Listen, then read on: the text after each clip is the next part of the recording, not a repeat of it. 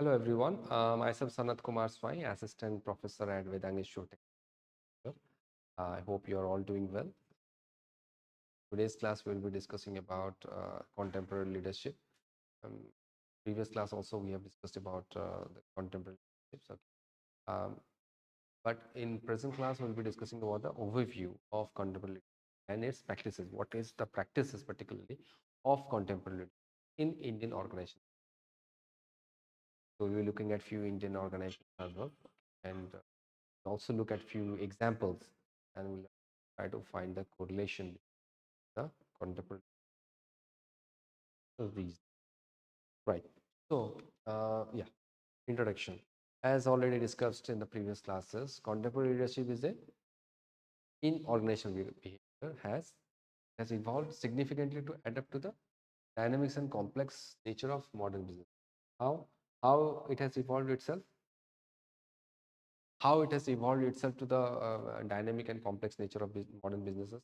These days, you will find that the businesses are very dynamic in nature, very complex in nature, because a lot of technological advancement has come into place. Okay, various kinds of challenges, set of new challenges have come into. Okay, so these contemporary leadership plays a very important role, and it has to evolve significantly. Okay, so that it can adapt to these kinds of changes. Okay, so these are the nature of modern businesses.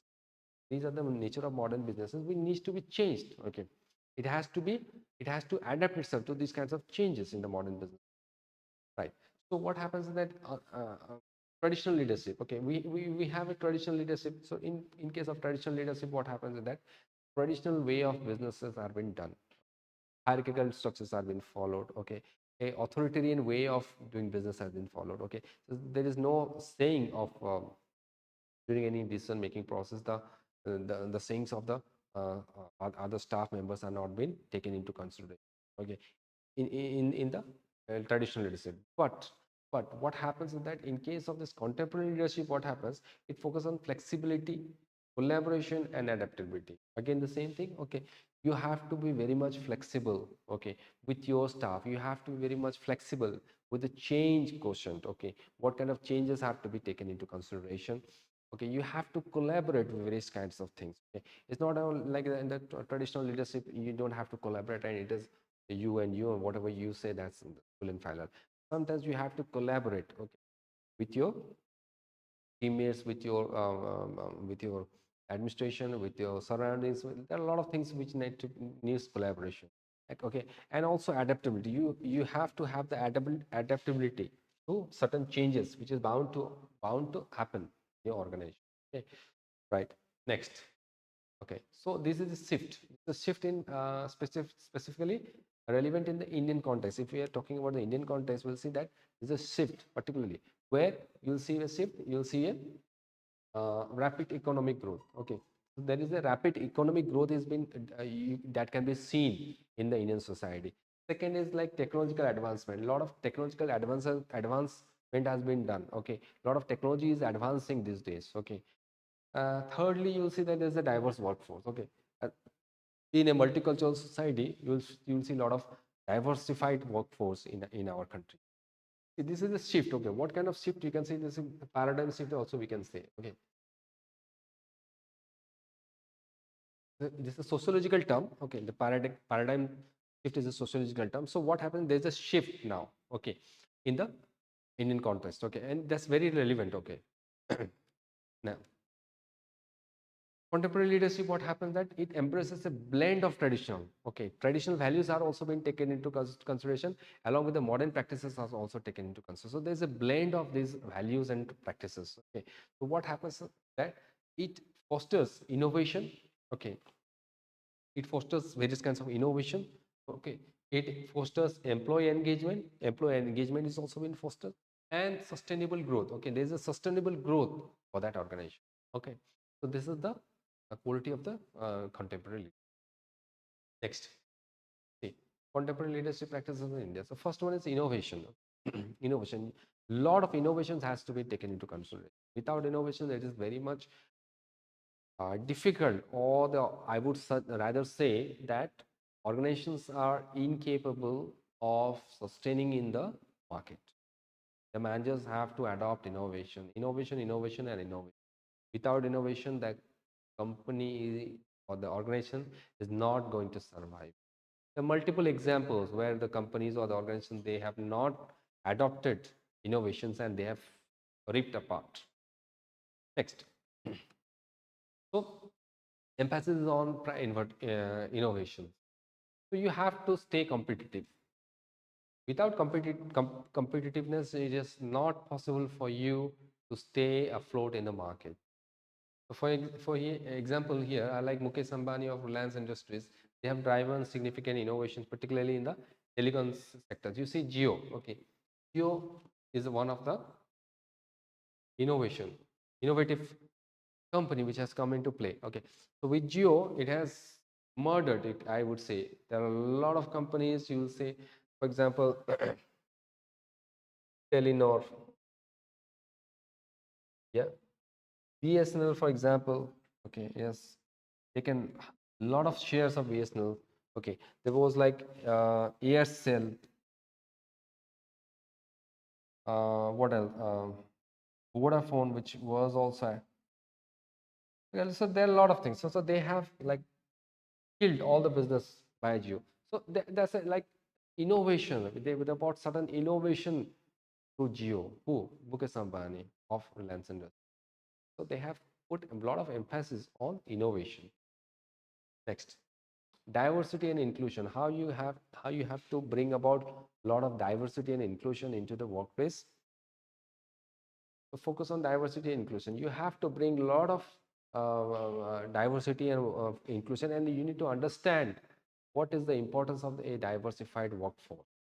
For example, here we have taken an example that Vinita Bali. Okay, who is Vinita Bali?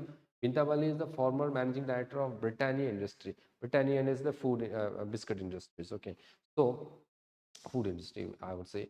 So she was the managing director. And so what she did, okay, what kind of diversity she brought into the workplace, is that she promoted gender diversity. She promoted the gender diversity and inclusion, okay, in her workplace, okay, in the organization. Okay. So what happened? What was the result after that? That it became more dynamic. Okay, the organization became more dynamic and effective organizational culture. So the organizational culture was a more dynamic and effective. Okay, as because of diversity and inclusivity. Okay, so that is also one of the important aspect. Next, sustainable and ethical practices. See, you have to be um, though all the organization they want to grow, that's understandably okay, but you have to put more emphasis on sustainability and various kinds of ethical practices. You cannot say that you are going to adopt unethical business practices or not is not sustainable in the long run. Okay, for example here, Anand Mahindra, chairman of, who is Anand Mahindra? Anand Mahindra is the chairman of Mahindra Group. Okay, Mahindra Group basically the started from tractors. Okay, and now one of the leading car makers. Okay. So Mahindra Group has been a strong advocate for sustainable development. Okay, and corporate social responsibility. They also, unlike this Tata Group, they also do a lot of corporate social responsibility. Okay, and they try to blend the values into the core strategy of this conglomerate. Okay, so this is also one of the global conglomerate. Okay, they um, um, I mean, their cars, they've been produced in India. It has been transported to multiple locations across the globe. Okay. So it becomes one of the global conglomerate, I would say. Okay. Next, overview of contemporary leadership organization. Okay. So what happens is that this particular leadership, okay, contemporary leadership approach in organization behavior, what happens that it includes various kinds of other aspects. So for example, transformational leadership. Okay, transformational leadership we have already discussed. Okay, what do you mean by transformational leadership? That means the change, transformation. From transformation comes transformation. So what happens that it tries to transform, it tries to change, or and it asks or it the employees working in a particular organization, it emphasizes that they put more values to the organizational aspect or organizational interest rather than their personal interest. Okay, apart from that, leader member exchange, servant leadership, and authenticate leadership, we have already discussed. So, what happens is that these kinds of theories, okay, they focuses on various kinds of leadership qualities, various kinds of shared leadership, various kinds of virtual leadership, okay, various emotional intelligence have been taken into consideration. So the various visionaries have been taken into question. What kind of visions you have for for the organization. So these are very important aspects of the um, I mean contemporary leadership in organization. But these days, okay. Now, the key principles involve empowering employees, inspiring motivation, challenging organizational norms, and showing personal care and concern. So, see, most of the multinational organizations these days, they are very much empathetic. Okay, they are sincere. Okay, they are inspiring. Okay, they create a lot of motivations for their employees. Okay, and also you'll see in a few organizations this personal care is also been taken into consideration. Okay, so what happens that overall, if we take this contemporary leadership aims to create a commitment, loyalty, and responsibility among them. That yes, we are for you. If you are for us, we are for you. And if you are committed, we are also committed, and we are also loyal towards you, and we have also a shared responsibility towards towards the employee. So this is all about the overview of the contemporary leadership. Now, how we are going to apply contemporary leadership in the Indian context? How we are going to see? If you are considering about the Indian market these days, you understand that as already said, India is a vast multicultural market, and various cultural norms have need to be taken into consideration, and that shapes the environment and the cultural values, the organizational dynamics. It shapes the environment. And moreover, you'll see that India has got a rapid digitalization. Okay. It is digitalized. Okay. Technologically also it has been advancing day by day. Okay. So what happens that definitely we would require certain leaders, okay, who are who embrace this kind of digitalization, who embrace this technological advancement, okay, and various kinds of transparency has to be taken into consideration, and uh, and also in their decision making process. Right. Next is the traditional Indian leadership style characterized by high power distance. High power distance, what do you mean by high power distance? In the traditional leadership style, you will see that there's a power distance. I mean, you cannot approach the leadership who are the leaders or the topmost position, okay, leadership, very easily. It becomes difficult. Okay. Next is collectivism. Okay, you'll find collectivism, you'll find paternalistic tendencies. So these all are a part of the traditional leadership style. So what happens is they need to accommodate the demands of the digital age, and they should not that should not be demeaned. Okay, no doubt we have to have a blend of both, but we cannot underestimate or we cannot undermine the importance of the digital age due to the traditional characteristic of effective digital. So what do you mean by characteristic of effective? What are the characteristics? What are the what kind of behavioral characteristic, as I say, of these digital leaders? So what happens is that the effective digital leaders, okay, they prioritize their digital strategies. What are the digital strategies these days? Okay. Next, they also have like digital cultivate digital capabilities, establish digital organization. Not all the leaders are effective digital leaders, but there are certain digital leaders, okay, they prioritize, okay, their strategies in such a way that the digital concerns of the organizations or the digital concerns of the countries been taken. Yeah, this kind of competitive. Moreover, you'll see that they also focus on bridging the digital gaps. There is a certain digital gaps, okay, so then that need to be bridged out, okay, through the various kinds of innovation, okay, and competencies has to be developed for digital leaderships like digital strategy, digital organization, digital capabilities, and moreover. Next, okay, so what are the examples of this kind of contemporary?